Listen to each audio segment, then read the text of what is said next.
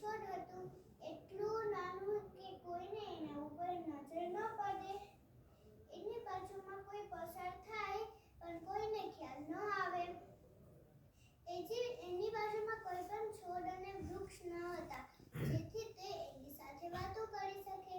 તે એકલો જ પોતાની સાથે વાતો કરતો અને ઈશ્વરને પ્રાર્થના કરતો કે હે ઈશ્વર, હું ક્યાં સુધી આટલો નાનો રહીશ? મારા ઉપર ફળ અને ફૂલો ક્યારે લાગશે? મને પણ મોટું ઘટાદાર વૃક્ષ બનવું છે. છોડને મોટું થવાની ઈચ્છા હતી. એને વધવું હતું, મોટું ઘટાદાર ઝાડ બનવું હતું. પણ દિવસે ને દિવસે તે સુકાતો જતો હતો. એક દિવસ એને થોડા પાંદડા આવ્યા.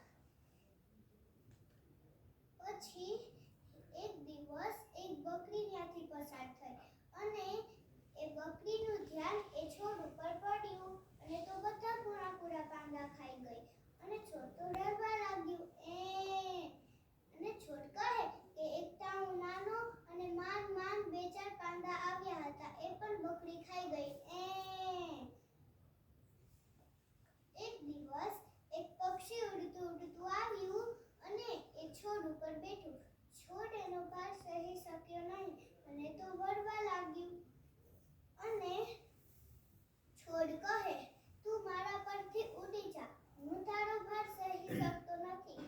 કાં તો સૌ વળી જઈશ, કાં તૂટી જઈશ. આ સાંભળી એ પક્ષી ત્યાંથી ઉડી ગયું અને છોડને હાશકારો થયો અને એ તો બોલ્યું, હાશ હાશ. હવે થોડી શાંતિ થઈ અને ફરી પાછું એક પક્ષી ઉડતું આવ્યું અને છોડ સામે બેઠું. અને પક્ષી કહે, તું કેમ આટલો નાનો છે?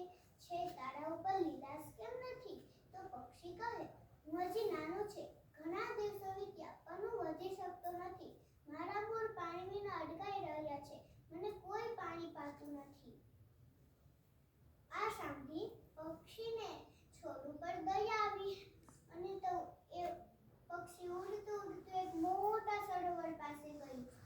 એની ચાંચમાં એક ટીપું પાણી લઈને છોડના મૂળમાં નાખ્યું. પણ એક ટીપામાં શું થાય? છોડને તો લાંબા સમયની તરસ જોતી હતી અને એ પક્ષી એક મોટા ઘટાદાર વૃક્ષ પર ગઈ. ત્યાં ઘણા બધા પક્ષીઓ બેઠા હતા, જેમ કે મોર, ઢેલ, કોયલ, કાગડો વગેરે.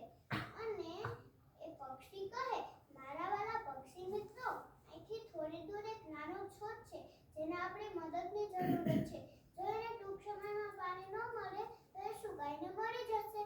મને એમ લાગે છે કે આપણે એની મદદ કરવી જોઈએ. તો બધા પક્ષી કહે, હા હા, આપણે એની મદદ કરવી જોઈએ. તો બધા પક્ષી પોતપોતાની ચાંચમાં પાણી લઈને પહેલું પક્ષી આગળ ને પક્ષીનું ટોળું પાછળ ગયા ને છોડ પાસે ઉતર્યા. આમ એક એક કરતા પાણી નાખી પાછા ગયા ને પાછા આવ્યા, પાછા ગયા ને પાછા આવ્યા. આમ 10-15 ફેરા કરી નાખ્યું. આમ 1-2 મહિના સુધી ચાલ્યું. હવે ઉનાળો ગયો અને ચોમાસું આવ્યું. કાળા વાદળ ઘેરાયા, વીજળીના કડકડાટ થવા માંડ્યા. છોડને તો બસ આટલું જ જોતું હતું. મેઘરાજા મન મૂકીને વરસ્યા. આજે એ છોડ મોટું ઘટાદાર વૃક્ષ બની ગયું. બધા પક્ષી એની ઉપર આવે અને મધુર ગીત ગાય. કોઈ પણ એની બાજુમાંથી પસાર થાય એના છાંયડાની નીચે આરામ કરે. આ જોઈ છોડ ખુશ થતું હતું. એક રાત્રિએ એક વાદળી ઉતરી અને છોડ ઉપર બેઠી અને ઝરમર વરસવા લાગી. વાદળી કહે કે કેમ ઝાડ દાદા, દર ઉનાળે મેં તમને નવરાવ્યા ને તો